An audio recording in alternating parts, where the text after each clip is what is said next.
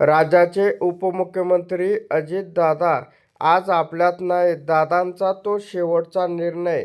होय, सर्वसामान्यांसाठी, शेतकऱ्यांसाठी त्यांनी आपल्या ट्विटरच्या माध्यमातून ही माहिती दिलेली होती.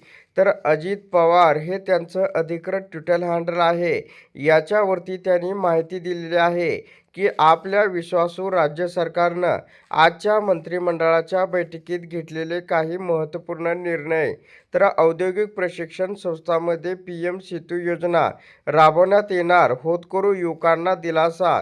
पहिल्या टप्प्यात नागपूर, छत्रपती संभाजीनगर आणि पुणे जिल्ह्यातील औद्योगिक प्रशिक्षण संस्थांमध्ये अंमलबजावणी.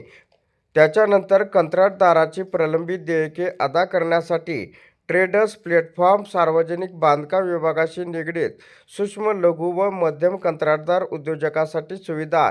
हा सार्वजनिक बांधकाम विभाग आहे.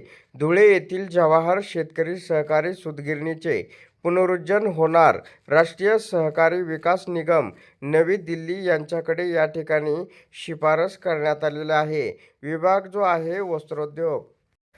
तर वेगवेगळ्या कारणासाठी देण्यात येणाऱ्या शासकीय जमिनीचा भाडेपट्टा कालावधी वाढवून देण्यात येणार.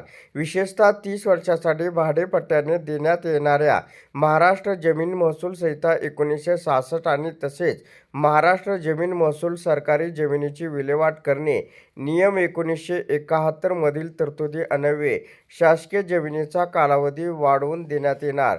महसूल नोंदणी, मुद्रांक शुल्क. त्याच्यानंतर आहे केंद्र सरकार किंवा राज्य शासनाच्या ताब्यातील शत्रू संपत्तीच्या विक्री खरेदीसाठी मुद्रांक शुल्क माफ करण्याचा निर्णय. महसूल नोंदणी व मुद्रांक शुल्क.